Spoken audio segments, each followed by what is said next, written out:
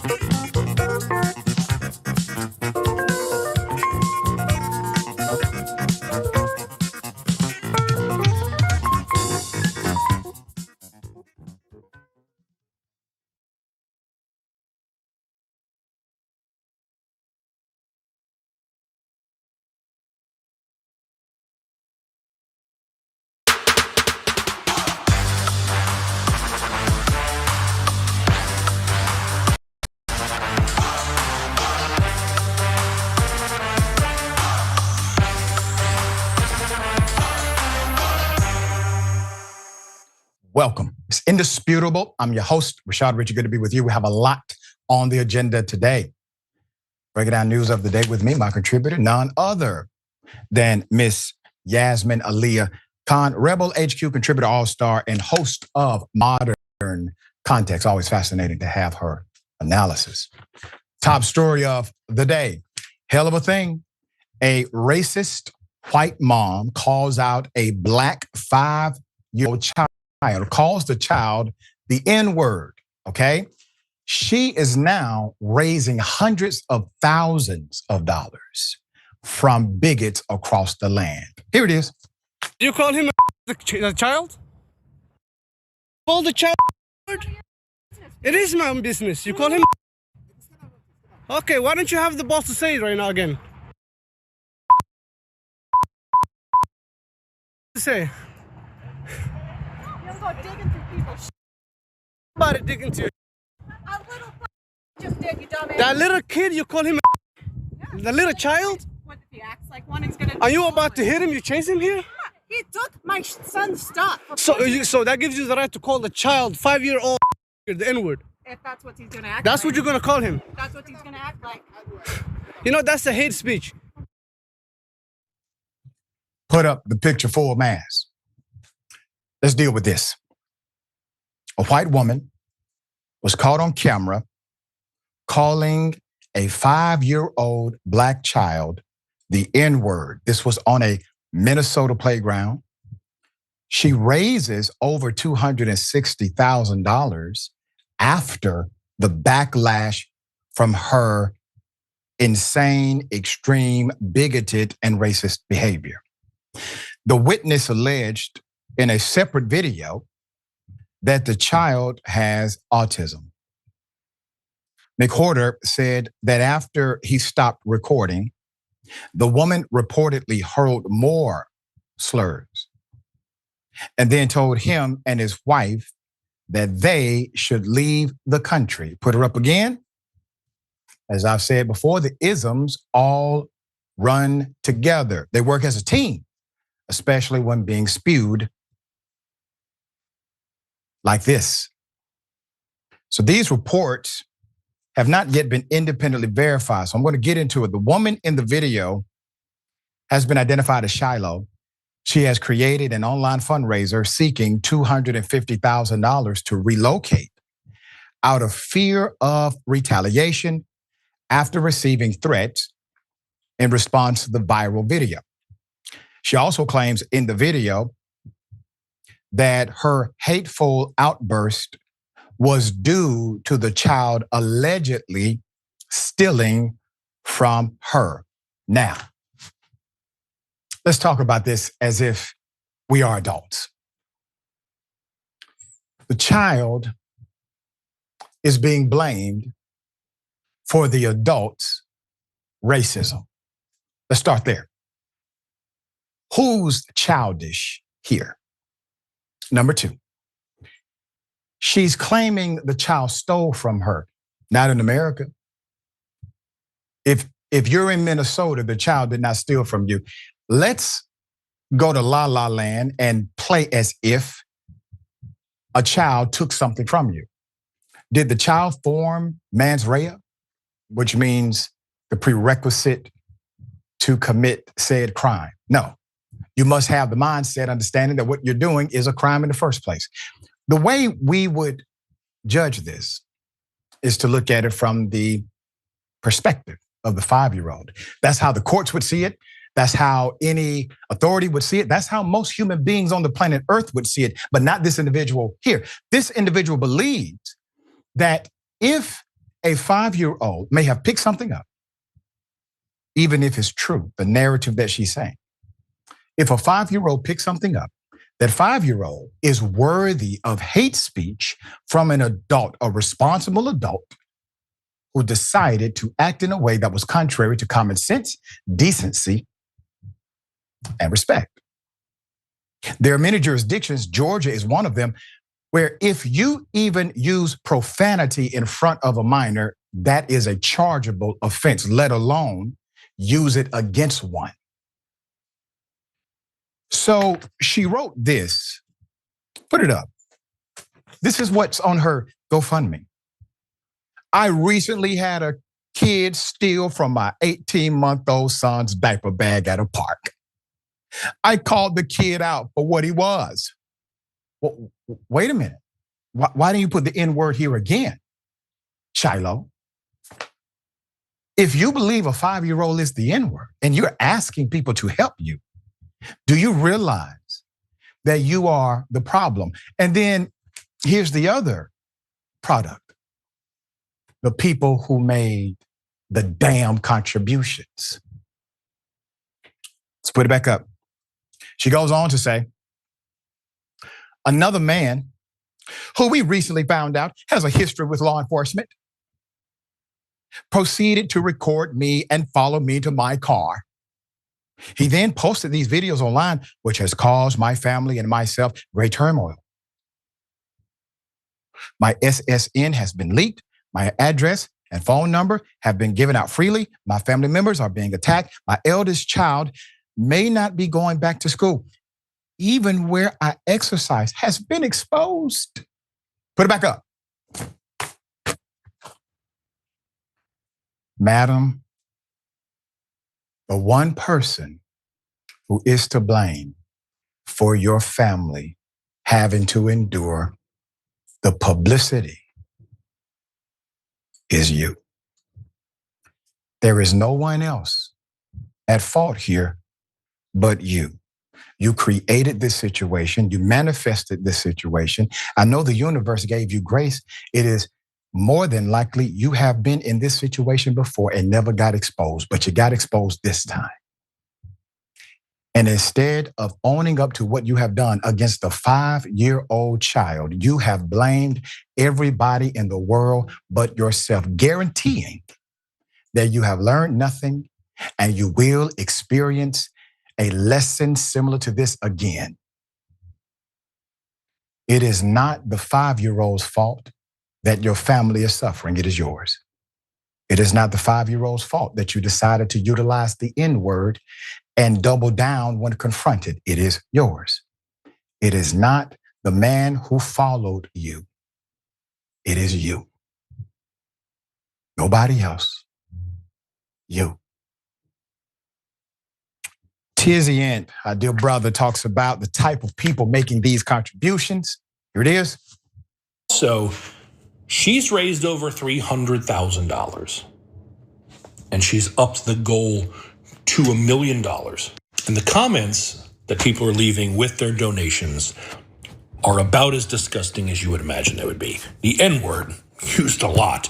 As Jolly pointed out in this video, one guy gave $1,488 just so it could be a 1488. For those who don't know, that's a big dog whistle with the white supremacists. 14 being the 14 words we must secure for the white race, blah, blah, blah.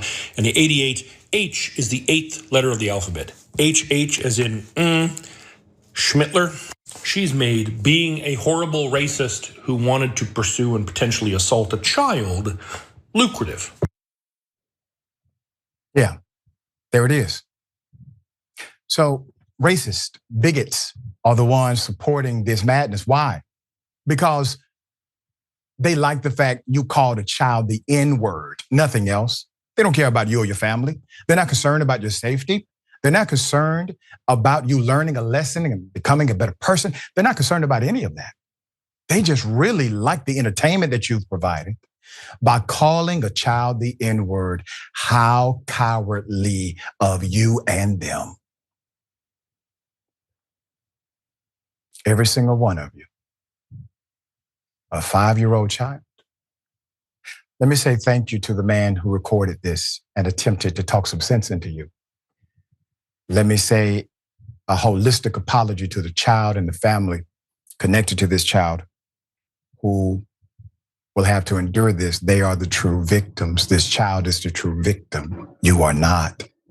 You are the one who caused the offense.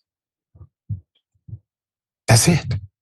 The narrative will not change here. The president of the NAACP, Rochester branch, has urged community members to reach out to the organization if they know the identity of the family, to identify the family of the impacted child. We want that information as well. Quote, "This is deeply disturbing and unacceptable," was written on the Facebook page. Quote, "We are here to ensure that this gets addressed properly." Here's another thing.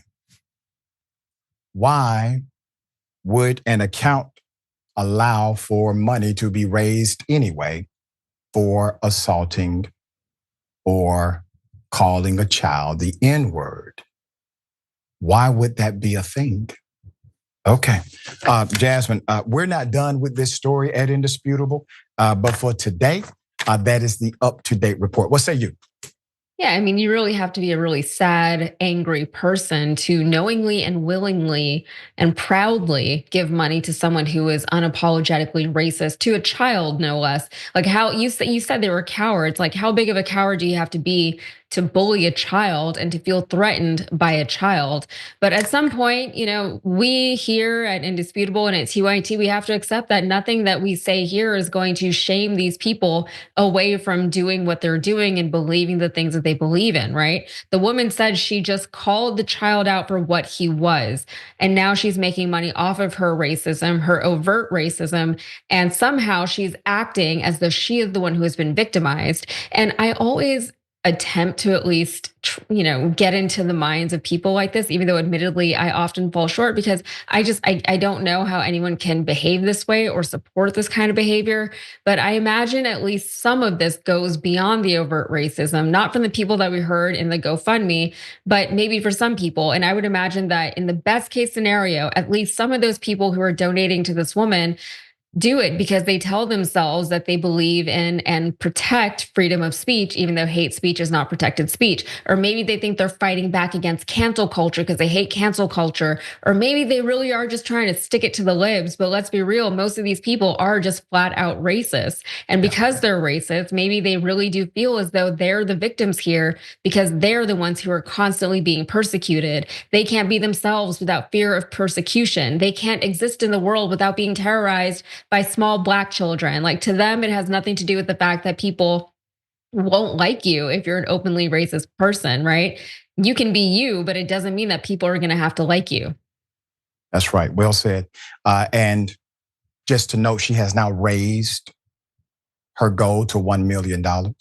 And to every racist in the world, you're living in a self-induced hell.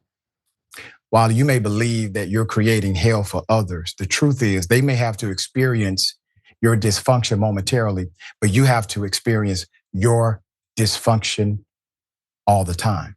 You see, once again, we live here, not out here. You have to live with yourself.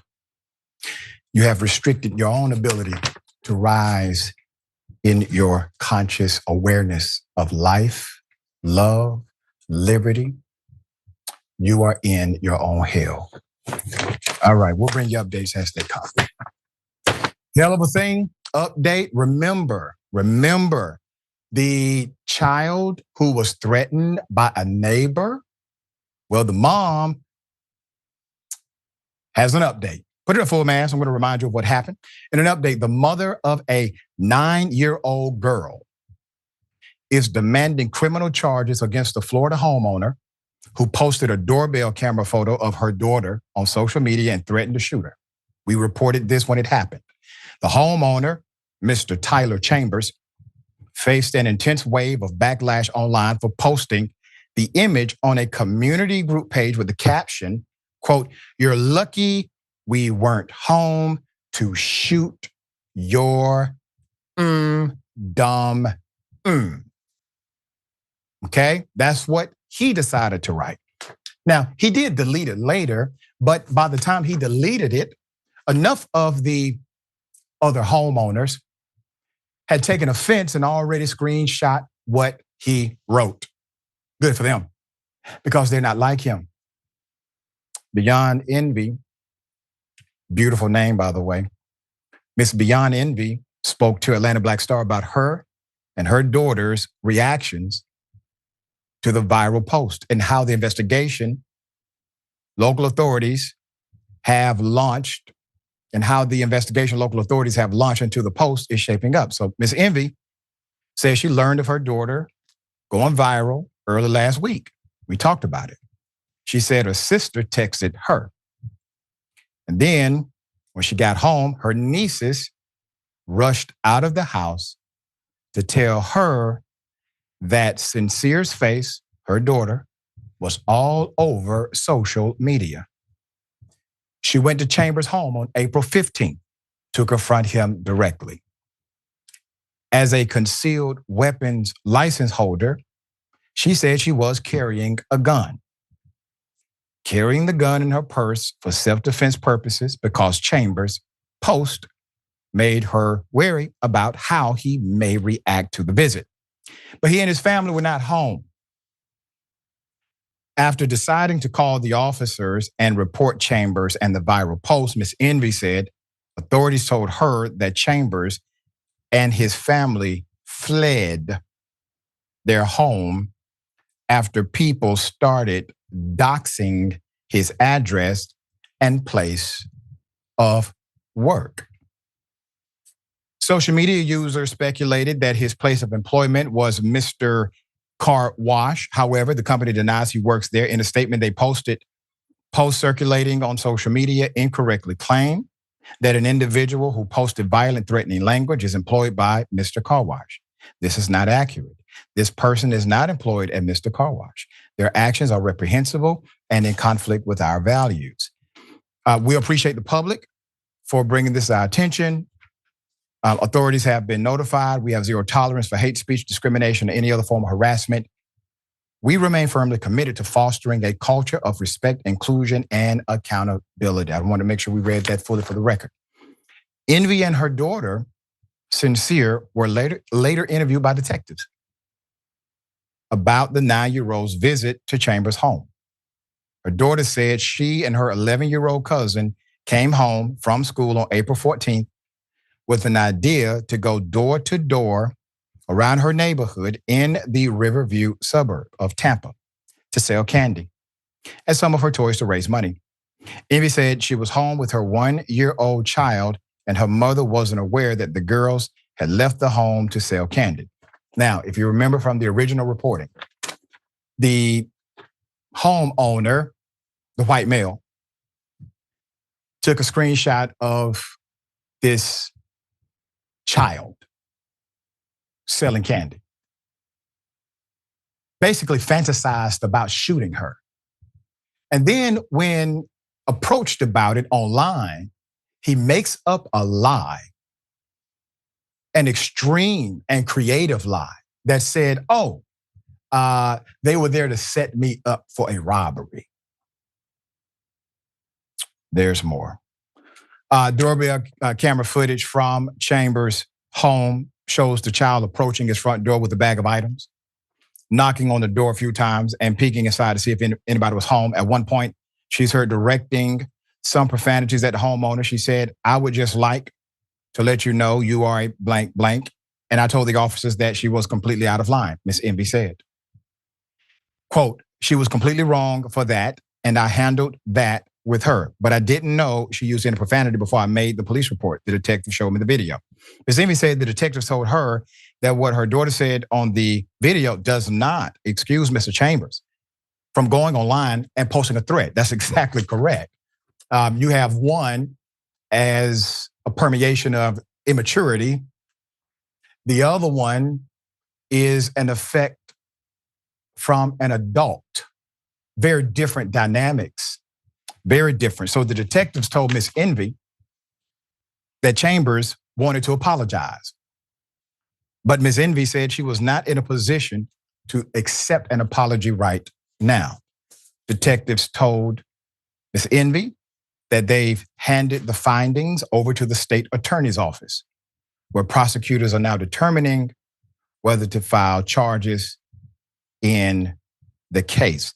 Miss Envy said that Sincere has suffered some mental and emotional distress since the post went viral. The 9-year-old spends some of her time on TikTok trying the viral dances she sees people choreograph on the app. But Ms. Envy says she never expected to go viral because she was accused of attempting a break-in or being a thief. All right, let's put it up. There's a GoFundMe. She started to raise money to hire a lawyer for the legal battle ahead. This has also picked up steam, and they have raised more than $18,000. Ms. Envy said she's received a lot of support online from hundreds of people and was encouraged to start a change.org petition where people can back her fight to press charges against Mr. Chambers. So far, the petition has been signed by more than 900 people. I highly encourage you to be as supportive as possible. It's very sad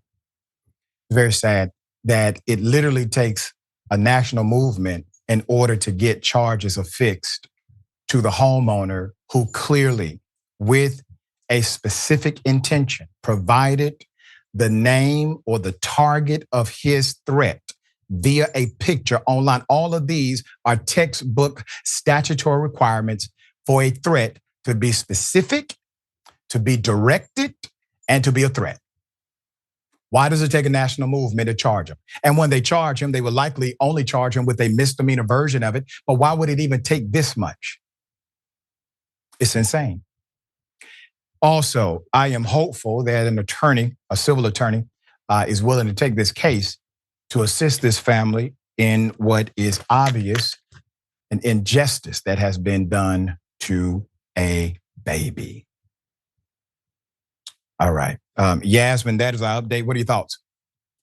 Yeah, I feel sad when I think about these kids growing up and then they see movies from previous generations and then they see a time when ringing your neighbor's doorbell wasn't considered to be a life-threatening or dangerous act. And this is also recent, us living this way, this being afraid of our neighbors. Our neighbors are the people that we physically live near, but they're also people who we're supposed to be able to count on to look out for us and for our homes, and yes, for our children, for the children of the community. Instead, we're afraid of our neighbors. Most of us don't even talk to any of them. And yet we all say that we want to live in safer neighborhoods. That can't happen with this type of individual isolation. We are the danger, right? The danger isn't out there somewhere. We are the danger, right? We're all armed to the teeth, which we say is for self-defense, but this man's wanting to shoot a child for ringing a doorbell. Like, this is unhinged behavior and this man should be embarrassed.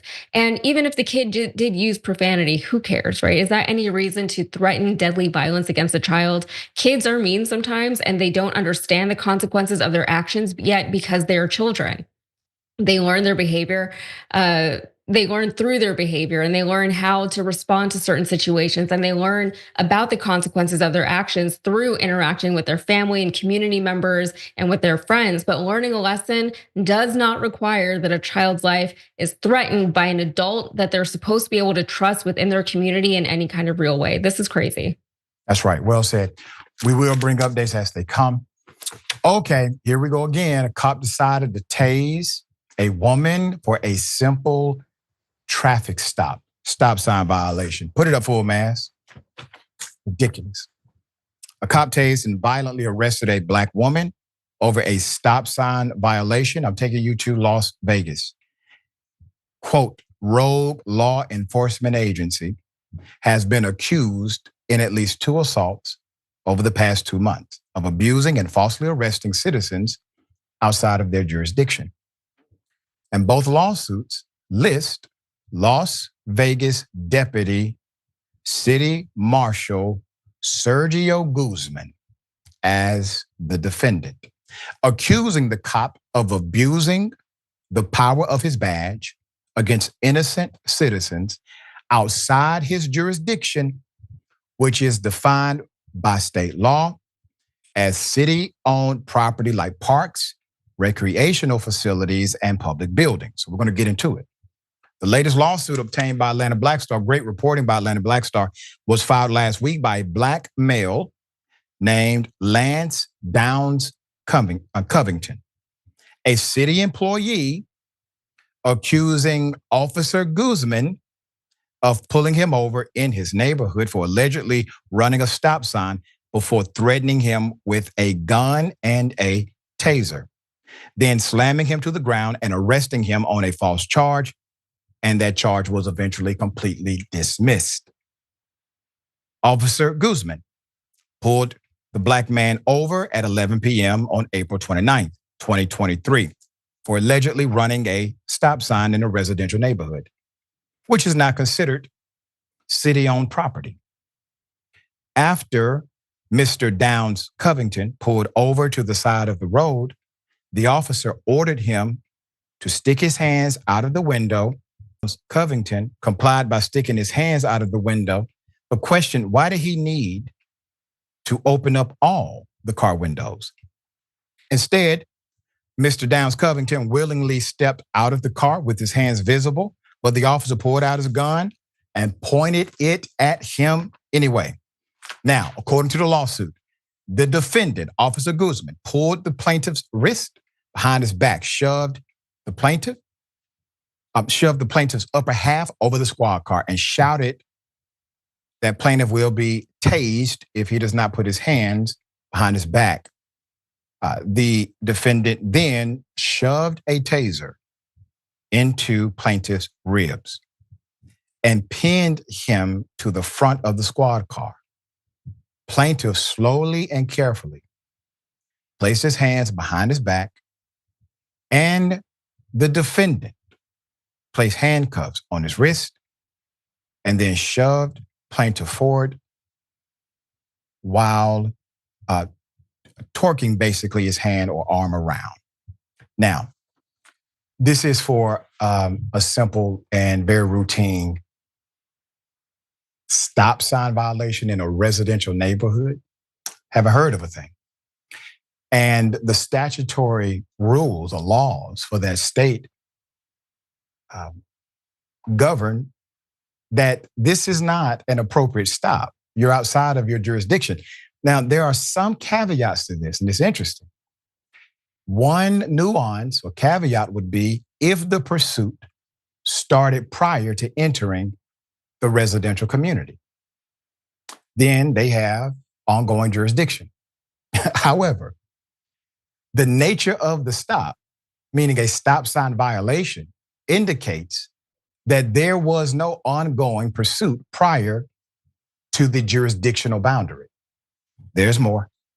In pain, the plaintiff pleaded with the defendant, relax. Defendant told plaintiff that he is going to be placed under arrest, and the plaintiff asked for the reason of the arrest. Defendant, the cop, then decided to throw the plaintiff face face first on the ground. Mr. Downs Covington was forced to lie on the ground for 3 minutes before he was lifted and placed in the back of a patrol car and transported to jail, where he was then transported to a hospital to treat the injuries from the arrest. The deputy marshals left him at the hospital with 2 citations for obstructing and for resisting. Both citations were dismissed. But Mr. Downs Covington was left traumatized over the incident, suffering anxiety, migraines, insomnia, and panic attacks.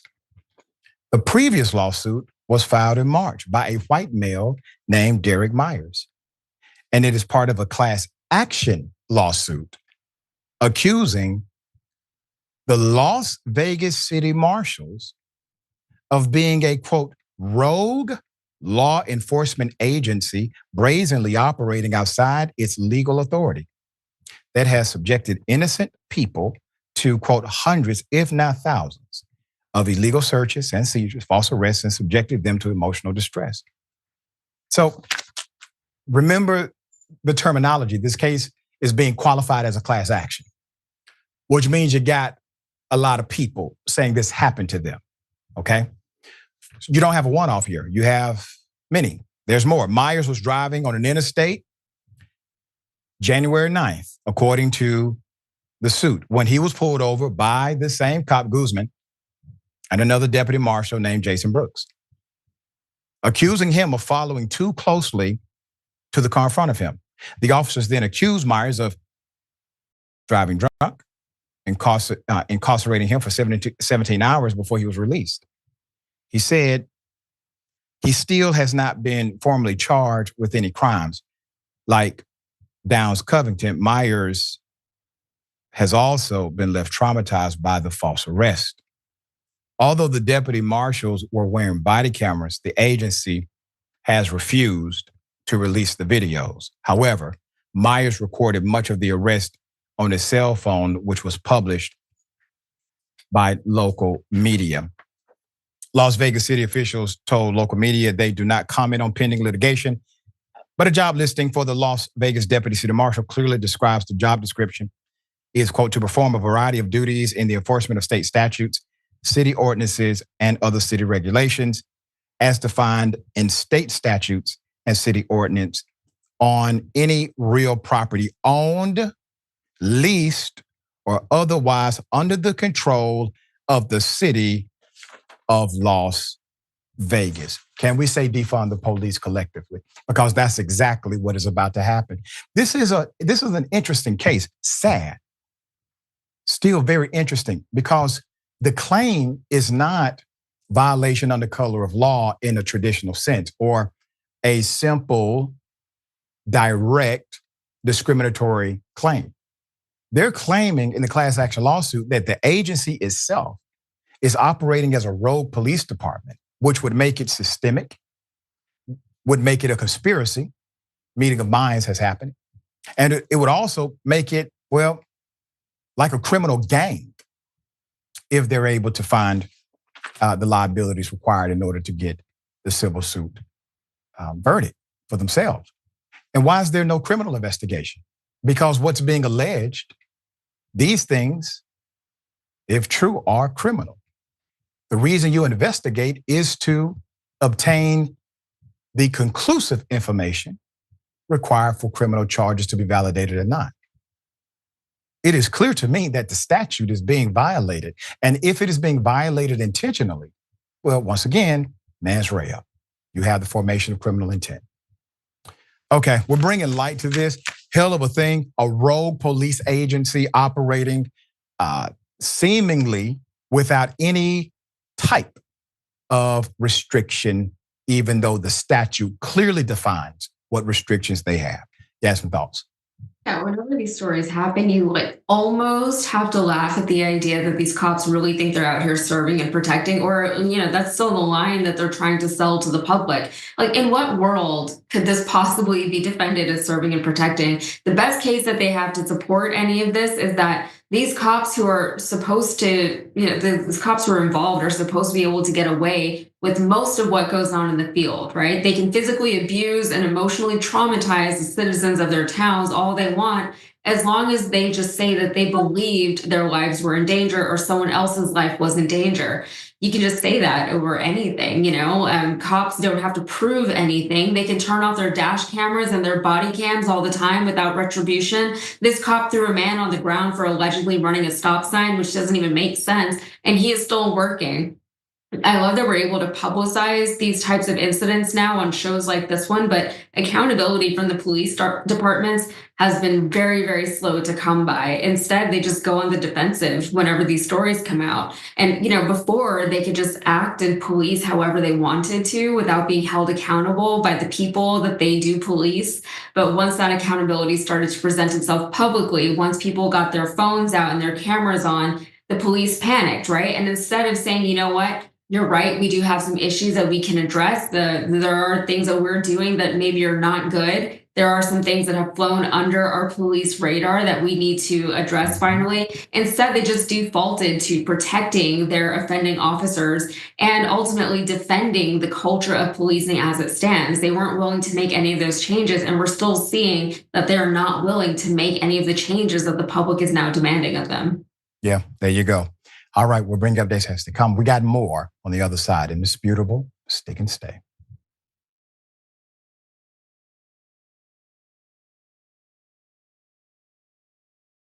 Every day, the Young Turks delivers 2 hours of solid, fact-based, timely news and progressive commentary on all the day's most important stories. We keep our viewers informed while also providing perspective and insight on the news we cover, so you understand not only what's happening, but also what's happening behind the scenes, the stories behind the stories. We play musical chairs and put these children in one awful detention facility to the next. That's what's happening at the border. The things that got him banned, he's still spreading. So presumably, I think it's reasonable to say that if you allow him back on the website, he's going to do it again. Any legal voter that we deem not willing to vote for my side shouldn't vote because it'll replace me that's supposed to vote for my side. That's not how voting works. That's not how democracy works. And while many people following today's political news can get discouraged about the direction of the nation and the world, that's not us. At TYT, we're genuinely optimistic about the future, and with good reason.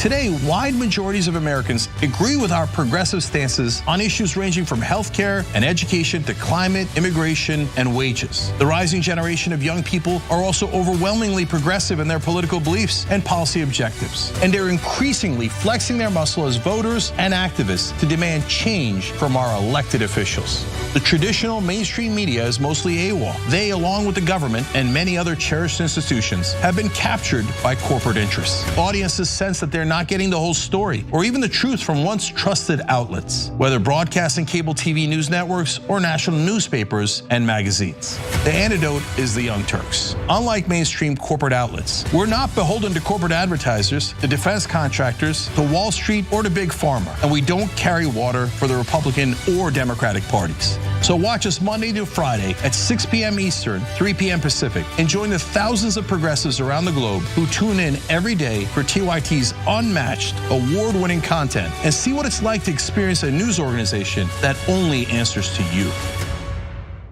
Cenk Uygur is not here today, which means that I will be able to talk during the show. Now, We'll see. Poor Cenk, under the bus. My God, if Jesus came back, how much would the Republicans hate him? Now you have to give away all of your possessions to the poor. Steve King would be like, oh, Weezy. Everyone should be lucky enough to have a John Iadarola in their life. You confused everyone? Okay, sorry, I thought it was pretty clear. Take a break now. You can turn me to Dr. Manhattan as long as I get what Dr. Manhattan's packing, okay? The liberal mom says, Mark Thompson, have you ever thought about doing one of those tapes that soothe people to sleep? Like Mark Thompson reads the phone book. I'd buy it. If you'll buy it, I'll do it. Emilio D'Amelio writes in, John, you are so thick. I love you. That's what he wrote. Pork Chop Express writes in and says John Iadarola needs a new jacket. Whoa. Those 24-inch pythons are about to burst out of his sleeve. Gun, baby. You know, the two people here said that their moms were both in love with you over Beauty and the Beast. Mm-hmm. That's an improvement. I usually get grandmothers. Charlie Turk. No, wait a minute, don't you dare. Chemical castration when we return from the break. I hope that, who they choose for the White House isn't just a borderline Klansman. That's all we gotta hope. Buy a Ferrari? Yes, I'm getting to that. Why wouldn't I want to be on a show with you guys? You obviously have very scrupulous and discerning listeners in your audience. Did Anna comment on my tan yet? No, she hasn't. You're a good boss. But Anna did say that I come in here today with a fresh mind. That's all I'm about. I'm about a fresh mind. I can't with you right now. Okay? She just can't. She can't, but nonetheless, we have to for another 3 hours. I'm back, baby. Let's rip into Republicans. See, don't miss the live show. That's great. Tell people, if you're a member, you get the whole live show whenever you want, because this stuff doesn't go into any of the clips.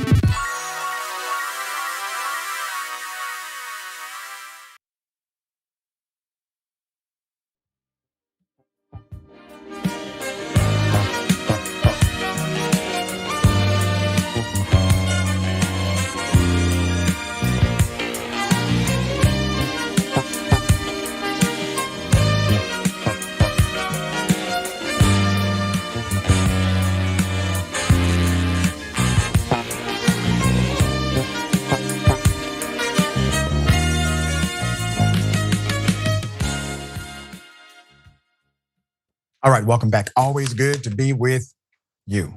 A lot of comments. I'll read as many as I can.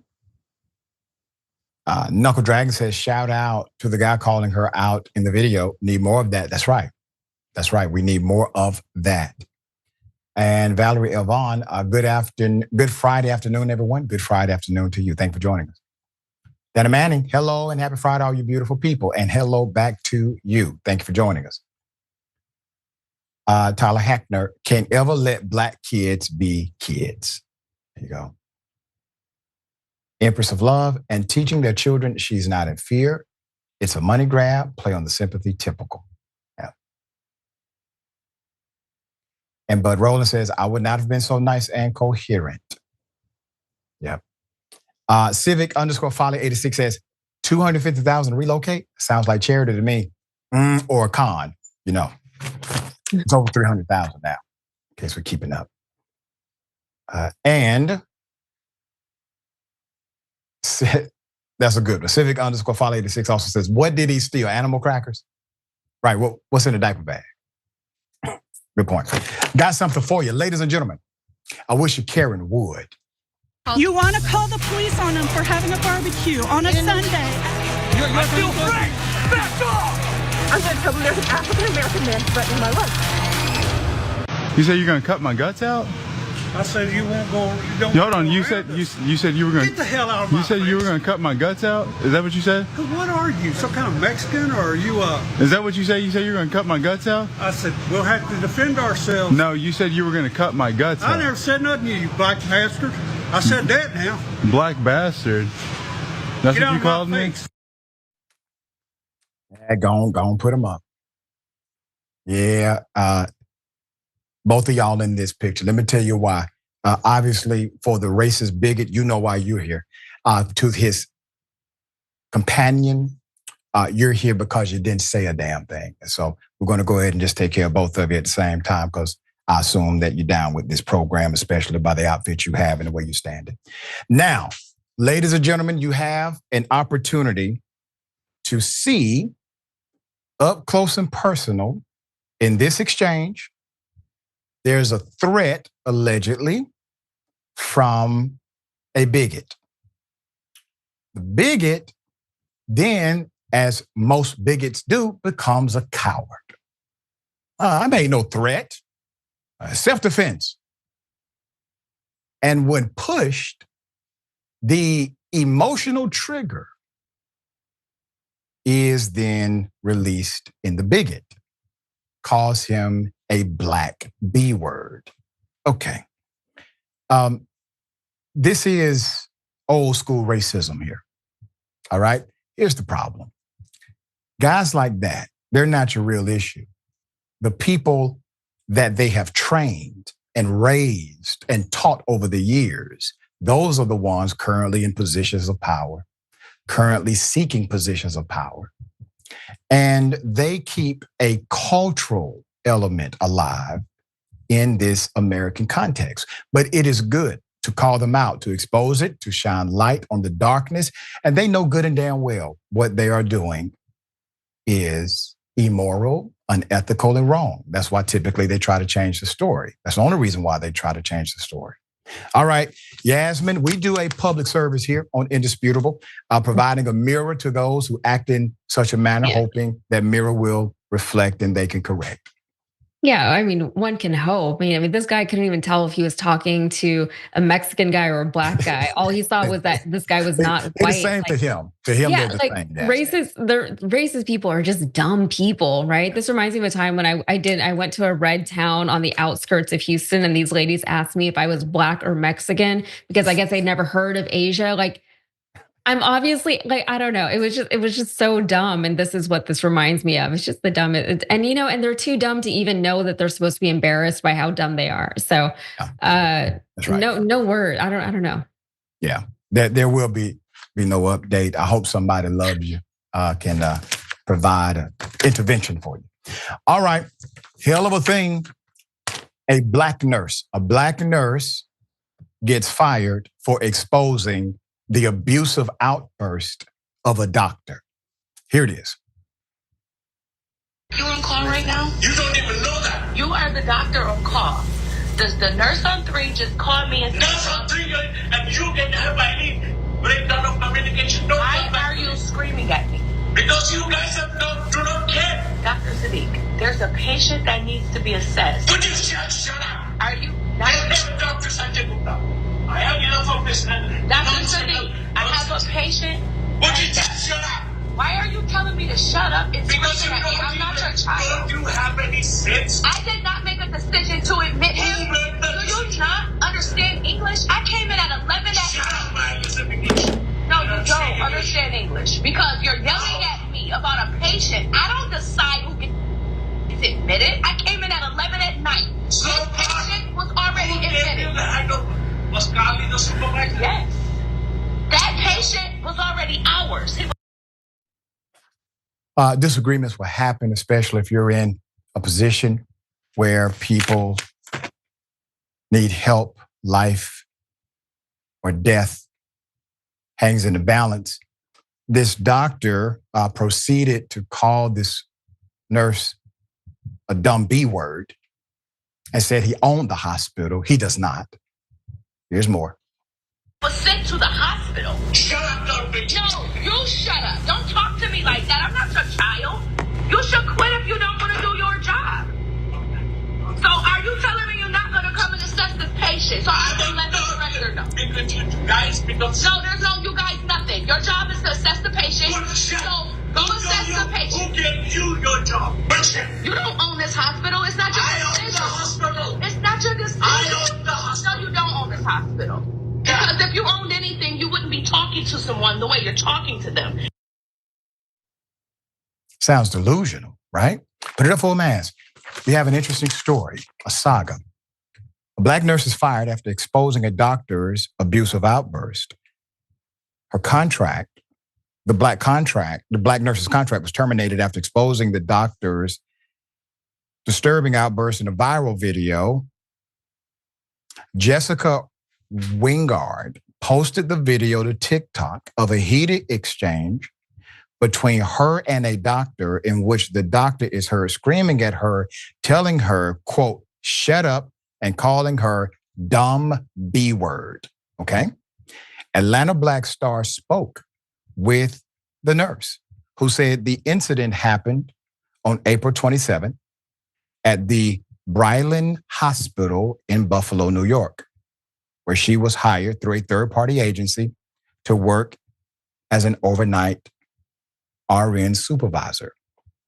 Her contract position began 4 months ago, and that's when she started working with Dr. Siddiqui, the physician heard in the recording allegedly.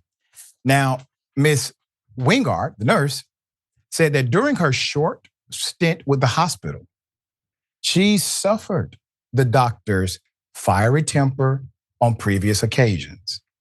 This most recent exchange reached a boiling point when he started yelling at her after she asked him to assess a patient whose condition had changed overnight. She said another nurse initially requested this help, but He refused and yelled at her. Then did the same to Nurse Wingard when she tried to follow up with him. Okay, you have a lot of variables here. Number one, unprofessional conduct, obviously. Under no circumstance should a medical professional speak that way to anybody on staff. They don't work under you. They're not your subordinates. You all are colleagues. And let's be honest, there is no medical doctor on this planet that can do their job without having a nurse Wingard. Here's what's interesting. You can actually have less medical doctors in a medical facility, but you cannot operate that medical facility with no nurses. So let's be very clear about the power and strength and the necessity of nurses. The nurses being a patient advocate, telling the doctor, relaying vital information to the doctor, according to this narrative, and the doctor decides to go off. But this is more than going off. This is abusive, in my opinion. And yes, a lot of third-party contractors contract nurses, various hospitals around the world. This is something that's quite normal. Now, here's the other part. They're not technically employees. So they don't typically have the same protections as an employee or as the medical doctor, okay? There's more. After posting the recording on TikTok, where it garnered widespread attention, she heard from her agency directors who notified her that her contract with the hospital would be terminated for violating the agency's social media protocols. The agency still employs Wingard and says she has already received more contract offers to work at other facilities. Okay, so the hospital says, oh, you got to go, but the contracting agency has retained the services of Ms. Wingard. Ms. Wingard said that to her knowledge, the doctor is still employed by the hospital, but her negative interaction with the physician is just one of several he has had with other staff members. This is called exposure, basically a whistleblower gone viral. I guarantee you this, you've helped a lot of people, madam. The other part of this story that's not highlighted as much as it should be, in addition to the professional misconduct, in my opinion, is also the fact that I wouldn't want that doctor having to be in charge of my medical health after these outbursts. I wouldn't want my loved ones to be under his medical directive after these outbursts. He sounds to me completely delusional. I just don't believe he's in the right state of mind to be in such an important position over life and death decisions. That's just me. All right, so we appreciate what you've done. Okay, all right, Yas, what thoughts here? Yeah, this is unacceptable, obviously. I mean, we can all see and understand that. But this doctor is not only, I think he said he was delusional earlier, but he's so immature. You know, people who can't control their anger or themselves to where they have outbursts like this, they're childish, right? This man's brain is not fully developed. He sounds like a child throwing a temper tantrum, but he's empowered to do this by his elevated status over this nurse that he's talking to. These power imbalances and the ways that they impact working environments are certainly not absent from hospitals, right? These are high stakes working conditions and environments in which people's lives are in danger often. But on top of that, they have their own workplace politics to contend with. Then there's all the bureaucracy in hospitals and clinics that hinder the actual efficiency of the work and often make it, even more stressful, all the situations that they have to deal with. than they already are. And that's to say quite stressful, right? But I do agree with you, Doc. This is abusive behavior. I would never let anyone, a man, my boss, whoever, speak to me this way. This is unbelievable behavior from an adult person, right? I don't care that he's a doctor, because I know plenty of doctors. And yes, they did a great job getting through medical school. I'm not trying to take that from anyone, but they're not all people that I would necessarily trust with my health or my well-being, right? We have a tendency in this country to elevate people of certain professions to pedestals because they were able to achieve something that many of us have not been able to achieve. But let me tell you, they're just people who set out on a path. And fortunately for them, they had the resources available to them to allow them to succeed on that path, right? Make no mistake, it takes money in the first place to become a doctor, right? You have to already come from something. You already have to have certain resources available to you to become a doctor. So for a lot of people who are probably just as smart, they don't have the option to go to medical school. So credit to anyone, I give credit to anyone who does their job well and takes pride in their work and also treats their coworkers well and with respect, not just their coworkers, but also their subordinates. So this man gets no respect from me. That's right. Well said.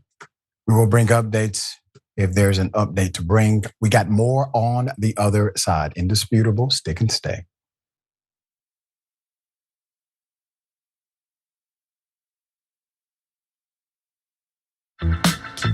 I went to Kentucky Fried Chicken when I first got my license, like 17 years old or 17, 18, whatever it was.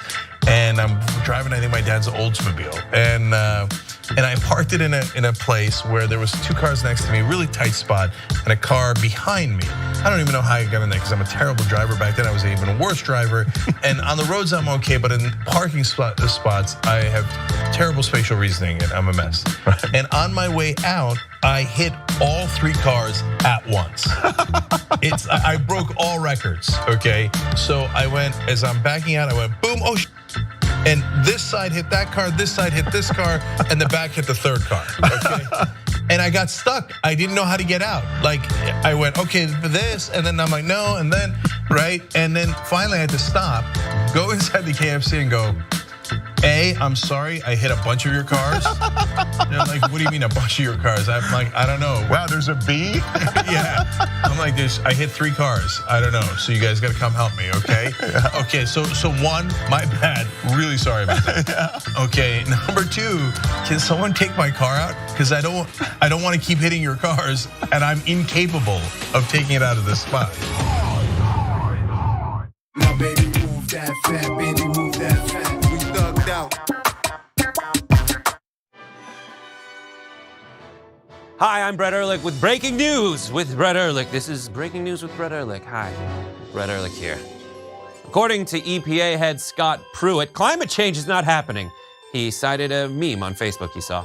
When pressed to back up this source, he said it must be accurate because the watermark said it was made by a scientist.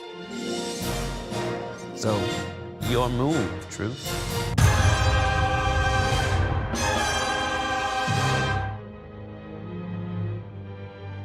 At TYT, our mission is to boldly pursue truth, challenge the establishment, and drive positive change.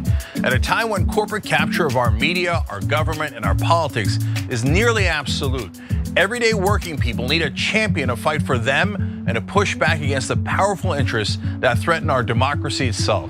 At TYT, we're proudly progressive and call out corruption and duplicity wherever we see it, from Republicans, Democrats, or anyone else.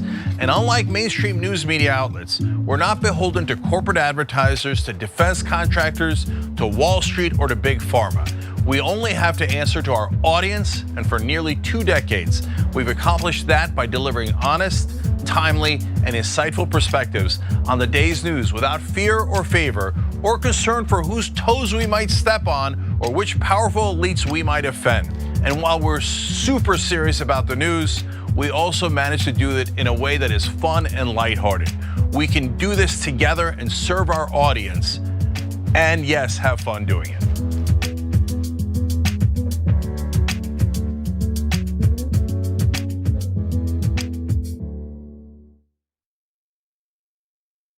You are the media revolution. You are much needed. TYT, TYT. The place is like 95% TYT on.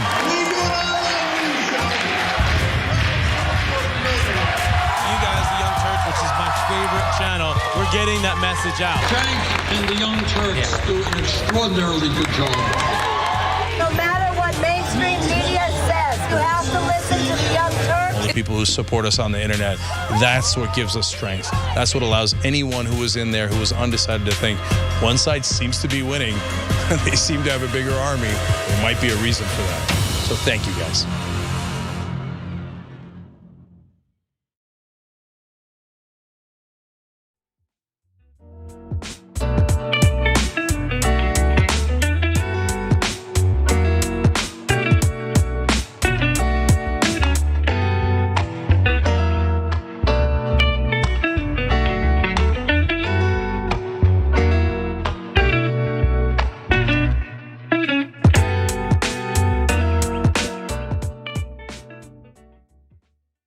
All right, welcome back. Always good to be with you. A lot of comments. Next TYT report says, this is a hostile work environment. Usually OSHA can get involved at that point. It's very hostile. And when the scoop says the camouflage friend of the bigot Karen is carrying a firearm is standing at the ready to use it. I recognize the stance. Interesting. Mike Knight says, 2 for the price of 1. Get them, Doc.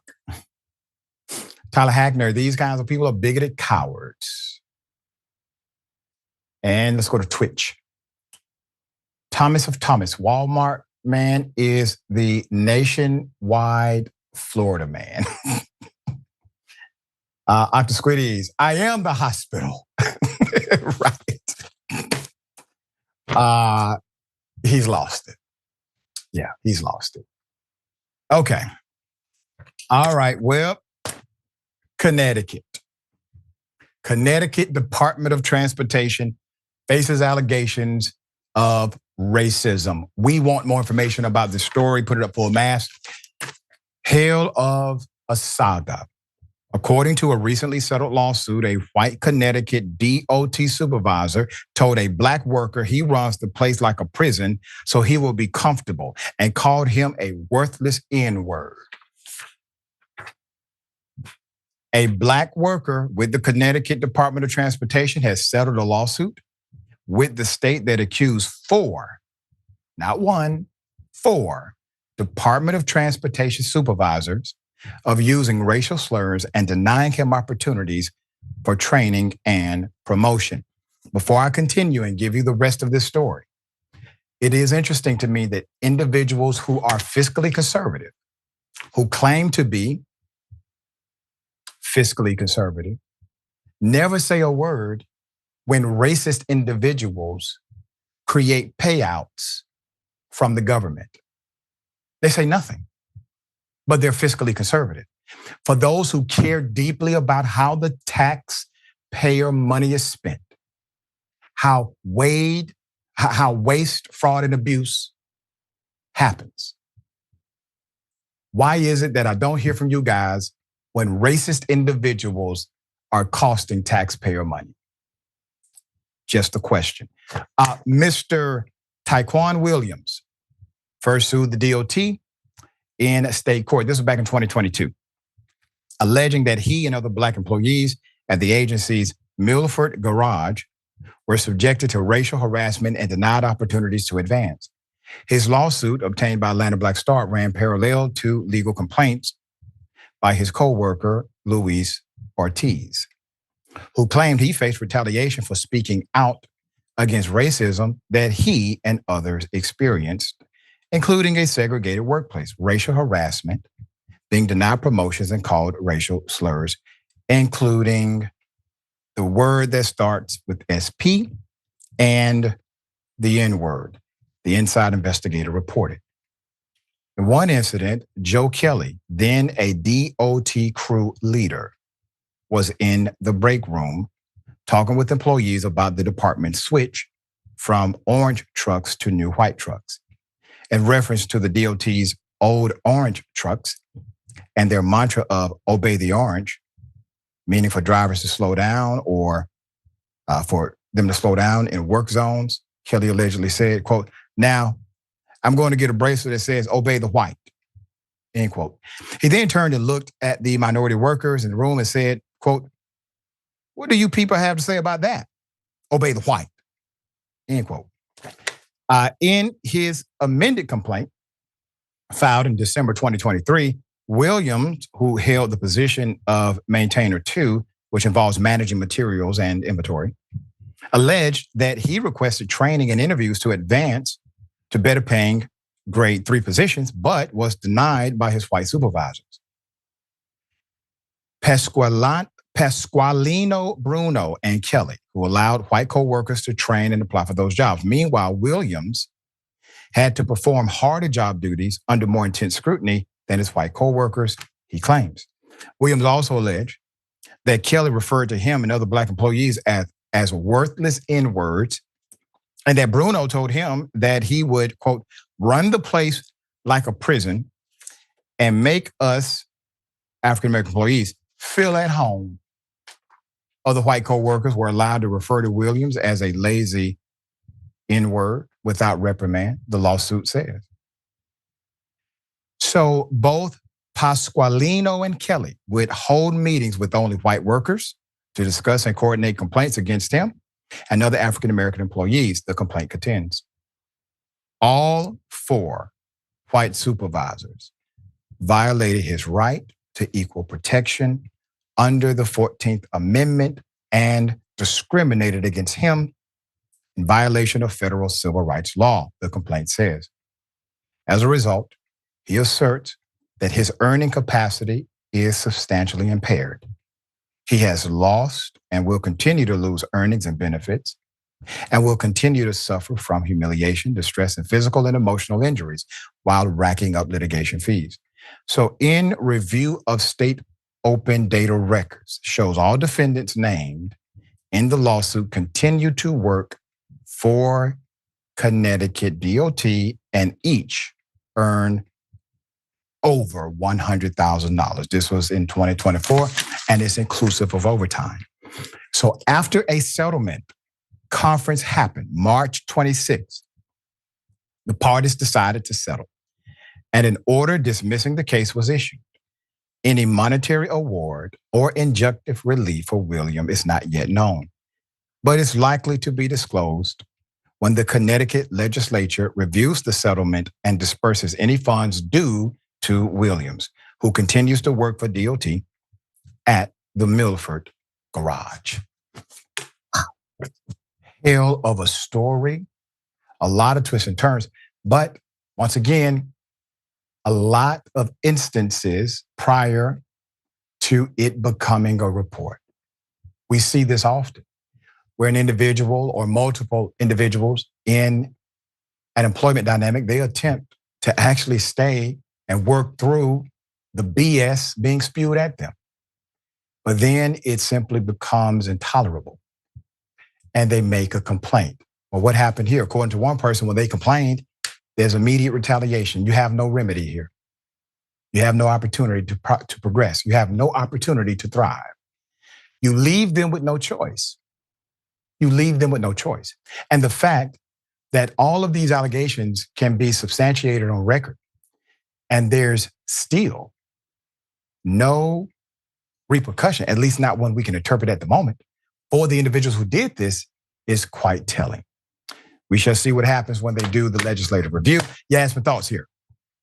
Yeah, this is interesting because I actually grew up right in this area in the next town over. And, you know, whenever people think about Connecticut, I feel like their first thought is that it's just full of rich white people because that's Connecticut's public image around the country. But there is plenty of diversity there, especially in that area. I went to a magnet school up there and I probably had more black and brown kids combined than I went to school with white kids. But of course, you know, no one was thinking about that back then because it was the 90s and because I was a kid, right?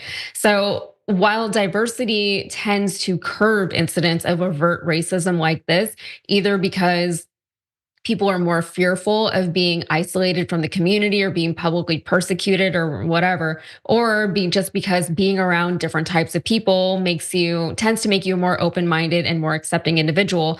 You know, even though diversity can curb a lot of these incidents, it can't be counted on to completely eliminate incidents like this one. So people are still going to be racist wherever they are, but in some places, typically in the South where I live now, it's just easier to get away with these types of incidents. So Connecticut is a blue state. It has a blue governor, 2 blue senators, but of course, not everyone in every blue state is a liberal or just not terrible. So going forward, it is going to be interesting to see how Connecticut as a state now deals with something like this, especially now that it's getting national attention. That's right. Well said. All right. We got more on the other side. Indisputable, stick and stay.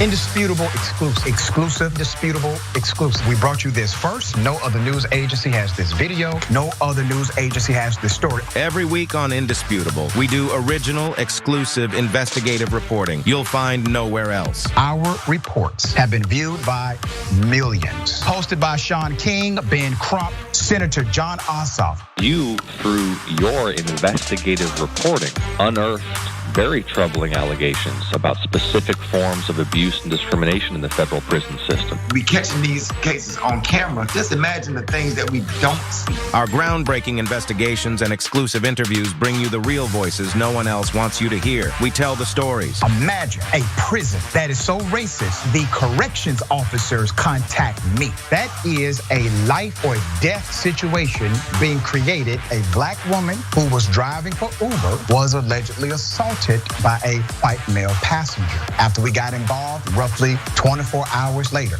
the police all of a sudden opened up an investigation. What was going through your mind when bullets were simply flying inside of your vehicle? Honestly, I thought I was going to die. Did these officers ever say that you fit the description of somebody they were looking for? Did they say that? Never.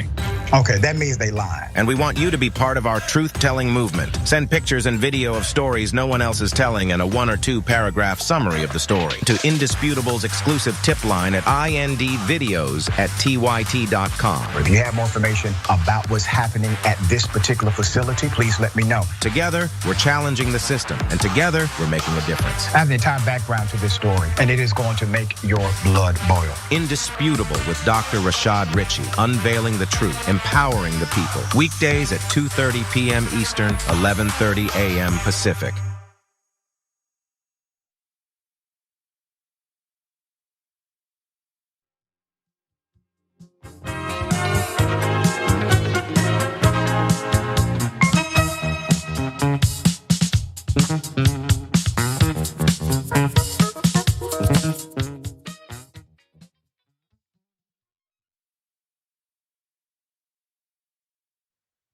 Welcome back. Always good to be with you. All right, we got some comments. I will read as many as I can. Edward Gilbert says, what is allowed will continue. Good point and correct. Snack Panther. Come on, Connecticut. You're making Boston, Massachusetts look tame. That was funny. Henry Gibbons, when someone says racism doesn't exist, they don't want to have that conversation. Right, and they're gaslighting. They're lying. They know good and damn well racism exists because typically they are racist. All right, and B. Brown says, I've heard some stories about Connecticut. All right, we got hell of a story. A school called the cops on the black parents whose child suffered racism. Put it up for a mass.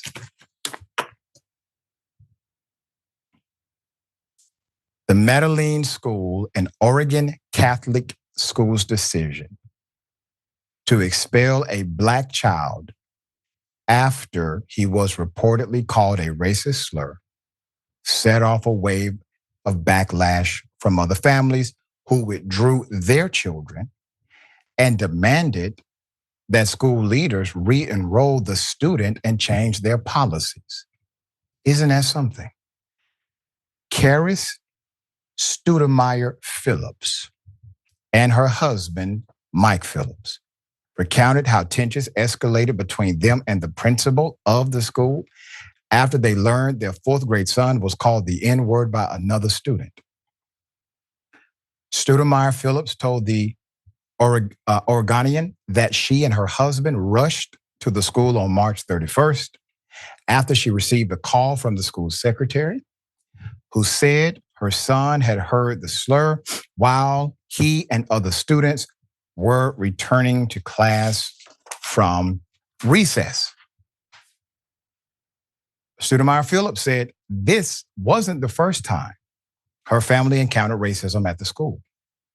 She said her older son suffered a similar experience when he was a student there as well. She and her husband were unsatisfied with how RAS was handled, that incident, and considered transferring their younger son out of the school. But the son wanted to stay.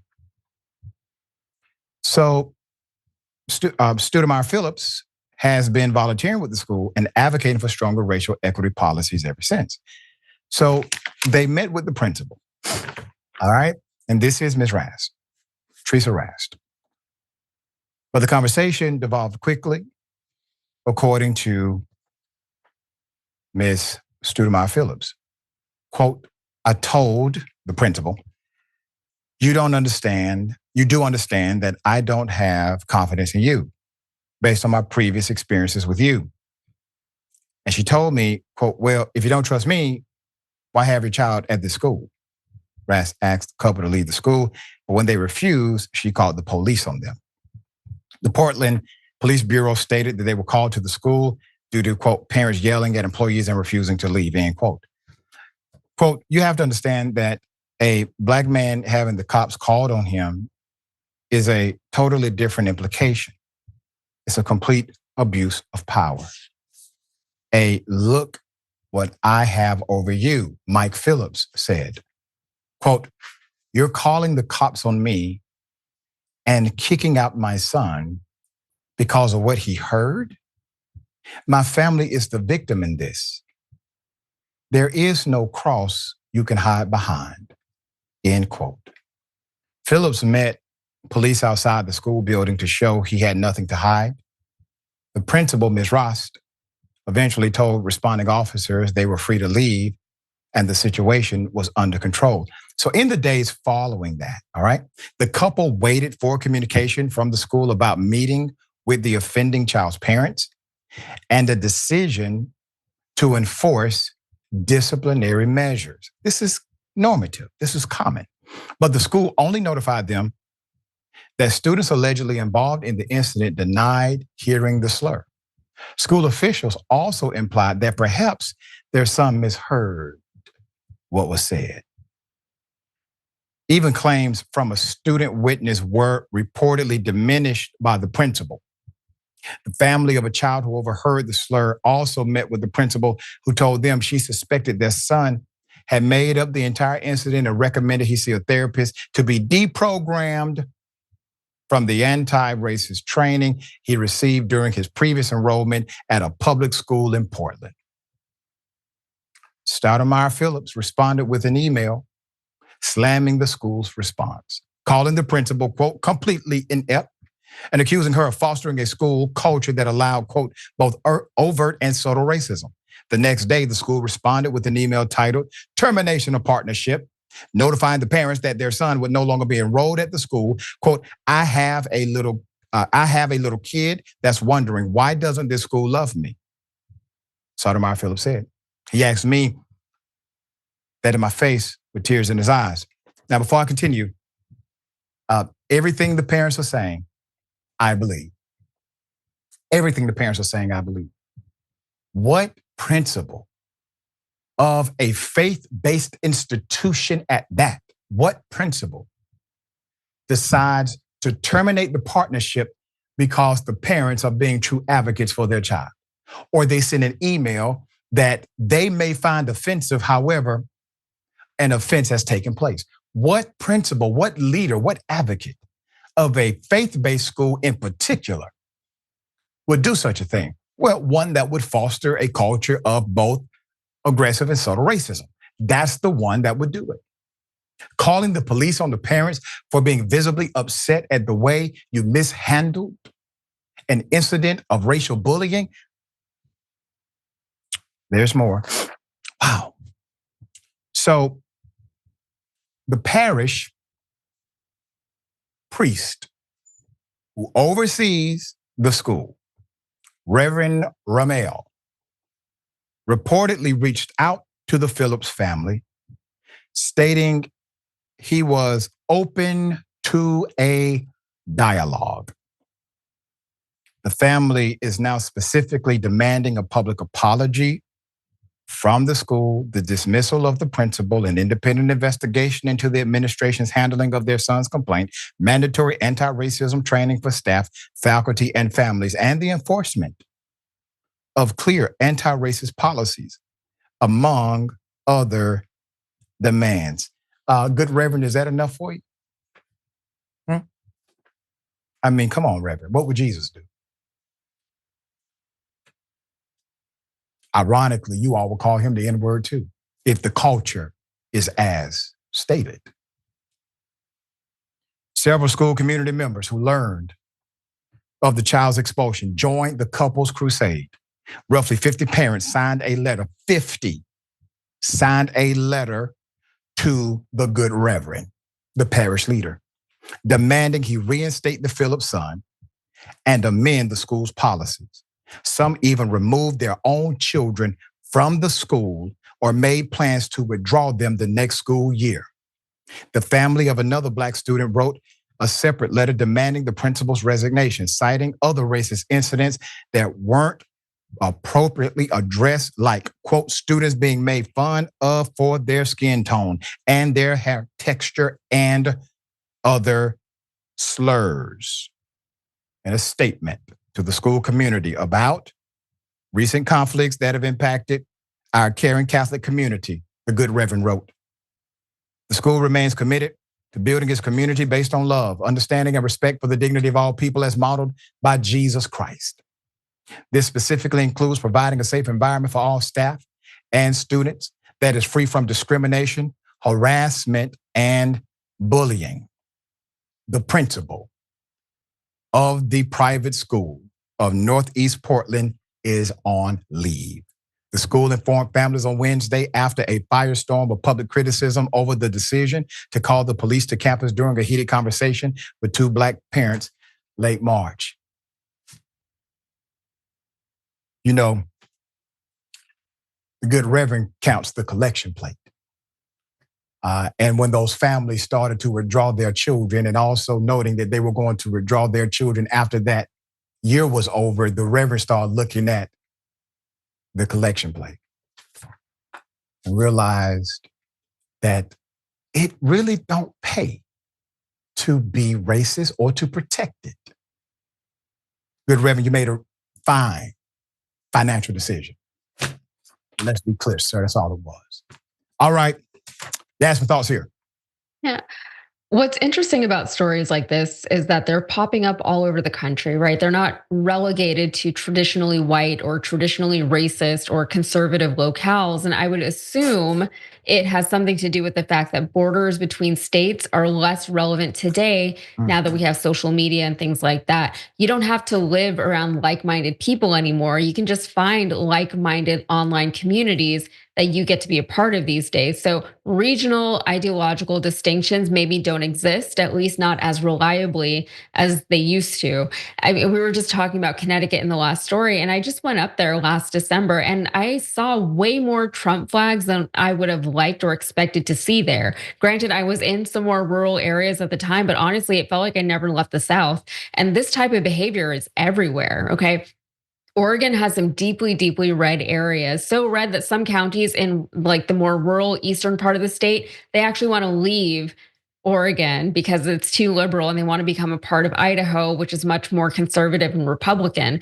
But these things keep popping up because accountability keeps failing, right? Leadership keeps failing. Money is always I think more of a consideration than it should be in a lot of these cases.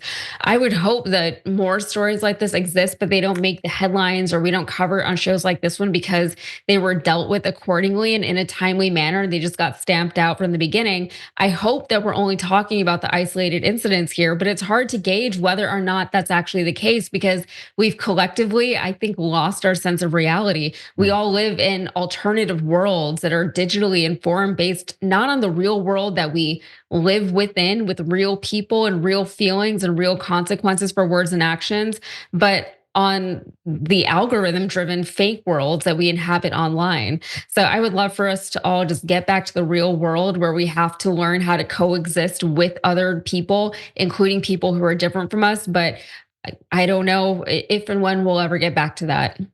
Yeah, that is the goal. The goal is to embrace, harmonize, respect, and celebrate the differences of us all.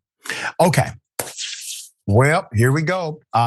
Target boycott, led by multiple individuals, including Pastor Jamal Bryant, who was on this program, our dear friend and sister, Senator Nina Turner. I have joined in that effort as well. We're going to give you the update. The Target CEO has now taken a pay cut because of losses from the boycott. So the CEO, Brian Cornell's pay has declined by 45%. Now, that means he's only making, I don't know how he's going to survive, $9.9 million now a year. That's it.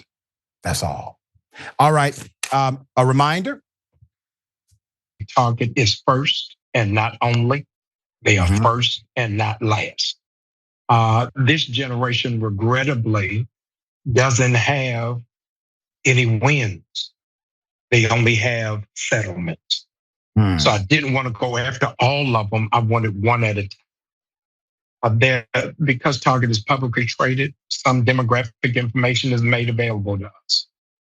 Rashad, I am appalled that Black people spend $12 million a day at Target. Wow. 12 million a day. I don't know any Black consumer space that is amassing that much capital a day. Secondly, for those of you who don't know, Target is headquartered in Minneapolis, place where George Floyd was publicly lynched and killed. And they, by themselves, made a commitment to invest $2 billion into Black business. It is supposed to be met by December of 2025, when President Trump and co-President Musk went on an attack against DEI, and they withdrew that commitment when the commitment was not built under DEI or affirmative action. So to dishonor the family of George Floyd and the community is unconscionable. Thirdly, Rashad, it's unnerving that Target has branches at 27 college campuses, and not one of them is a HBCU. And so we're asking them to really fix it because we've invested too much. As one of the top 5 employers of Black people in the United States, as much money as we spend, they're not doing us a favor. They're operating in good partnership. Target is a multi-billion-dollar company. And since we have been in this fight, their stock has gone down by $13 a share. Their valuation has lost $2 billion. And so they realize that at the heartbeat of this is that Black people ever unify around economic justice, America will hold itself accountable. And now we have the data. We have the update. And an important note, Reverend Al Sharpton actually met with Brian Cornell, the Target CEO. We're going to put that up to discuss the fallout from the company's decision to walk back its diversity, equity, and inclusion efforts earlier this year.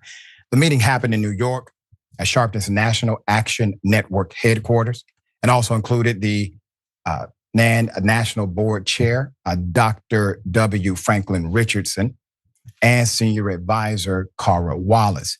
So in January, activists in Minnesota called for a boycott of Target following the Minneapolis-based company's decision to eliminate, and they took no time, they quickly eliminated DEI initiatives. So Sharpton, one of the most prominent civil rights activists in the US, did not directly call for a Target boycott. He supported the efforts of others to boycott, and prior to the meeting indicated that he would be open to calling for such an action depending on how the meeting went. However, our dear brother, Reverend Jamal Bryant, said this week that the retailer has not met all of the boycott efforts demands. Among them, restoring its commitment to diversity, equity, and inclusion principles, and pledging money to Black-owned banks and businesses. Quote, until Target comes to the table with serious concrete proposals to meet our 4 demands, we will remain in this posture, Bryant said on a website dedicated to the boycott effort. Now, remember, it was a Target fast at first, meaning a temporary retrieval. The Target fast, when we held the rally a few weeks ago, well, that fast turned into an all-out national boycott. There's a serious miscalculation by those who decided to abandon principles of diversity, equity, and inclusion because for some reason, they feel as if they are safe and protected because Trump and his racist, bigoted cronies are in charge of government. Understand, government is not your consumer.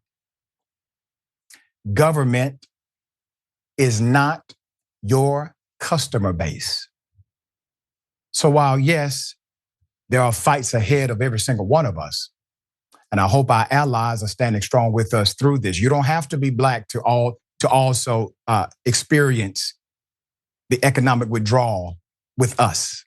You can just be a supporter. So while this is happening, please understand it is not limited to Target. Jamal Bryant explained why Target was necessary in the previous interview. So now in the wake of the boycotts, the Target CEO has taken a pay cut over the massive losses.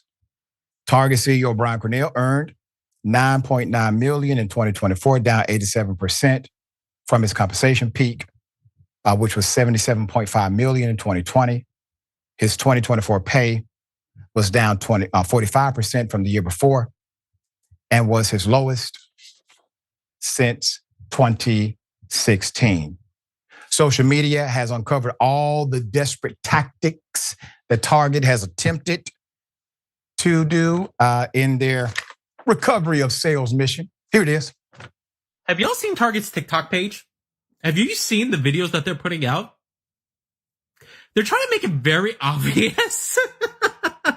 They're trying to, whoever is working that TikTok, her hands must hurt. Like, girl.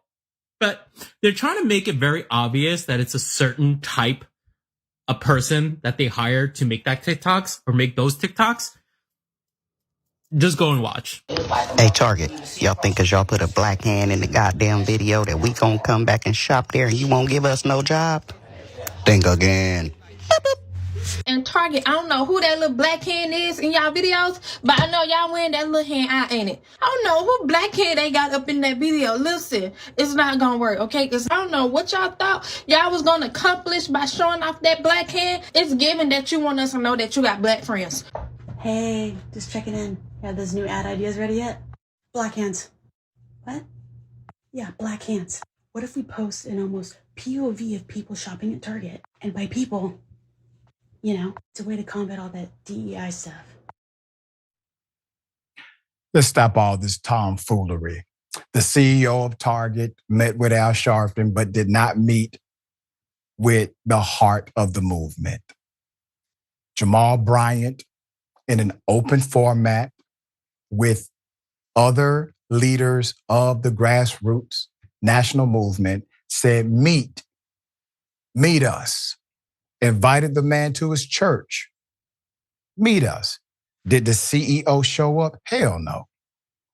And sir, until you meet, you may not know this, because sometimes we've learned that individuals in your place of privilege and whiteness, you may not know the inside deal. You will not be able to overcome this boycott or economic withdrawal season, which could last as long as they choose it to last. You will not overcome this until or unless you speak to the heart of the movement, period. Hope that helps you in the future. All right, Yasmin, thoughts here? Yeah, this is very encouraging. I actually went to a Target recently. I didn't buy anything, don't worry, but I was running an errand with a friend and that place was run down. Okay. It looked rough. The shelves were unstocked. The workers were few and far between and it looked very dirty. And I don't remember it looking so dirty from before. But this is great because we love to see that changes can occur whenever the people actually work together. But we have to work together over a sustained period of time to see any kind of meaningful change like what we're seeing now. We have to show that we're actually willing to follow through on our threats. This Target CEO is still making millions of dollars, but maybe seeing that we were able to devalue his business and reduce his already exorbitant salary is proof that change can happen. Maybe, hopefully, it will inspire similar future initiatives. And I just want to say before we go, boycotting is hard work, okay? It's choosing to live an alternative lifestyle. It's refusing to live in the world that these corporatists have built for us. And that is much, much easier said than done. It takes planning, and you oftentimes have to make entire lifestyle changes depending on what you're boycotting in order to see the boycott through over, again, a sustained period of time. So I just want to give kudos to everyone who's participated in the boycott and to everyone who continues to boycott Target. And I also want to celebrate the fact that now we have been able to witness the power of the people, and it is no small thing, and it is worth celebrating. That's right. And it's just beginning. This is always good to have you on the program. Tell people how they can follow you, check out your great work. Yep, easiest way, you can follow me on the Rebel HQ YouTube channel. I do videos there several times a week. And also tonight I'll be on the main show with John and Jenk. Good stuff. Always great to have you. All right. Remember, take care of yourselves, take care of each other, take care of the planet. Remember, the truth is always indisputable.